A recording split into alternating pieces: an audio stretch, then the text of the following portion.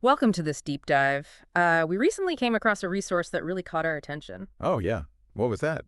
It was actually something one of you, our listeners, shared with us. It's the book Mastering AWS DynamoDB, Scalable NoSQL Solutions. Ah, okay. DynamoDB. Yeah, that's a big one in the AWS world. Exactly. And so our mission today is really to unpack what this book offers. Why might it be valuable if you're looking into scalable NoSQL solutions, specifically on AWS? Okay, yeah. I took a look at the outline, and what immediately stood out to me was the logical flow. How so? Well, it's structured in a way that seems to guide you, like Yeah. step by step. It starts with the fundamentals in a beginner section, Right. then moves to more practical stuff in the intermediate part, and finally hits the really advanced strategies. Yeah, it does suggest a pretty comprehensive path to getting to grips with DynamoDB. Definitely seems that way. And that title, Scalable NoSQL Solutions, it speaks directly to, well, a core challenge lots of developers and businesses are facing, doesn't it? Absolutely. Yeah. Getting that scalability right is tough. And the beginner section, from what we saw, it really seems to lay the groundwork properly.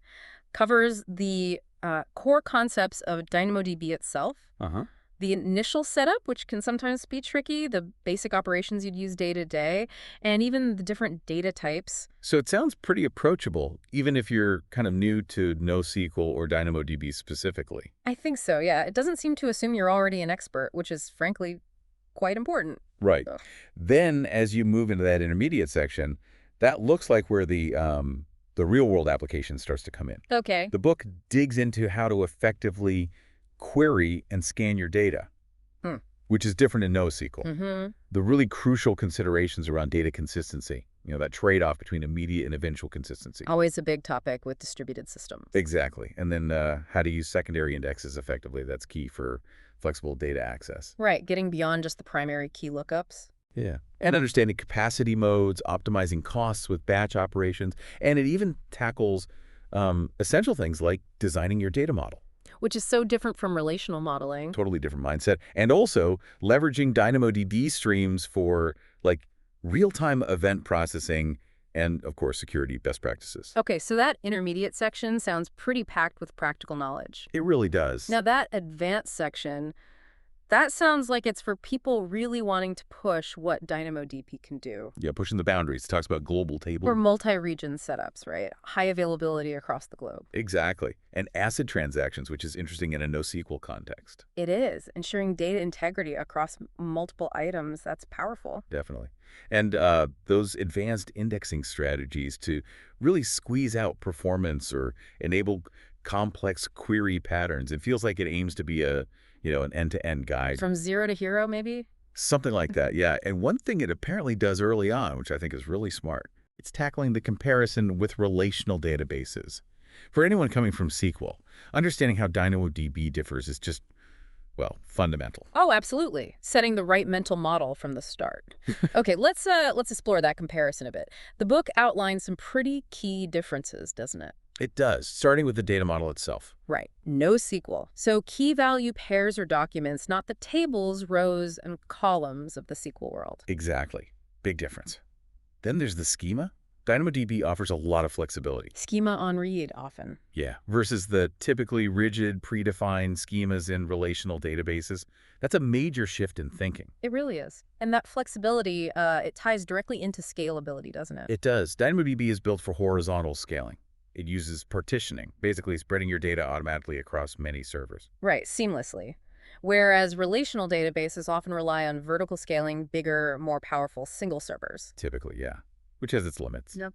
And then you have the concept of joins. Ah, yes. The thing DynamoDB doesn't do. Correct. No server-side joins, which often leads to designing your data differently using techniques like data denormalization. So because you can't join tables on the fly, you might embed related data within an item or maybe duplicate data across different items. Precisely. You optimize for your read patterns, often by putting data together that you need together.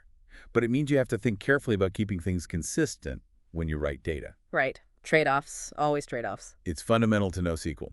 And speaking of differences, transactions, the book mentions DynamoDB does support ACID transactions. Yeah, I saw that. But for specific use cases, usually involving multiple items within a single operation.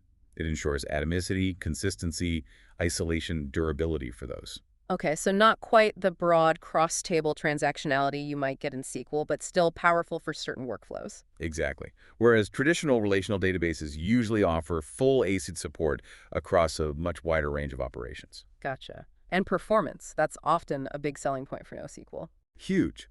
The book points out DynamoDB aims for, like, single-digit millisecond response times for key-based operations. Wow, how does that compare? Well, relational database performance can be great, but it often depends heavily on query complexity, joins, indexing, data size. Can be more variable. Okay. DynamoDB's focus on simpler access patterns helps it deliver that consistent low latency for reads and writes. And the cost model must be different too. Very different. DynamoDB is pay as you go. You pay for the read and write capacity you provision or consume, and for storage. On-demand options too, right? Right. Whereas relational databases might involve fixed server costs, licenses. It's a different calculation. And finally, the operational side. Big difference there. DynamoDB is fully managed by AWS. Patching, scaling, backups. AWS handles a lot of that. Reducing that operational burden compared to managing your own database servers? Significantly, yeah. Yeah. Less manual maintenance. Okay, so it really sounds like the book does a solid job explaining not just what DynamoDB is, but why it's designed that way, especially by contrasting it with the relational world. Exactly. It highlights that there are different tools for different jobs, not better or worse, just optimized differently. Understanding those trade-offs seems critical before you start designing your tables. Absolutely. And the book seems set up to then guide you through the practical steps of how to design and build based on that understanding. Right, in that structured, beginner, intermediate, advanced way we talked about. Precisely. Okay, so it definitely sounds like a potentially valuable resource for anyone serious about, leveraging NoSQL scalability on AWS. Seems that way. So, just to summarize then, our look at mastering AWS DynamoDB scalable NoSQL solutions suggests it's, a pretty comprehensive guide. Yeah, it looks like it takes you from the absolute basics right through to some quite advanced implementation strategies. Covering that whole journey needed to really leverage DynamoDB's power. Hmm. The key takeaway seems to be its structured, practical approach, covering everything from setup, basic ops, querying, indexing, all the way to data modeling and security. And it really emphasizes the practical side, doesn't it? The structure, the topics, like actual setup, querying techniques, Yeah. security. It feels geared towards helping you build and run things. Absolutely. Yeah. And for you, the listener, thinking about your own needs, the book highlights several really compelling DynamoDB features. Right. Well, the horizontal scaling and high availability, obviously crucial for demanding apps. The flexibility of supporting both key value and document models. Gives you option. Right. The pay-as-you-go pricing, which can be really appealing. And then those more advanced capabilities we touched on. Like DAX. Yeah, DynamoDB Accelerator for caching, boosting read performance down to microseconds sometimes. Wow. DynamoDB streams for building those real-time, event-driven architectures. Very cool for serverless patterns. Definitely. ACID transactions for data integrity and complex ops, and global tables for multi-region resilience and low-latency reads for users everywhere. And you mentioned this integration with other AWS services, too. Yeah, that's a big plus. How it works with Lambda, S3, Redshift for analytics, OpenSearch for search.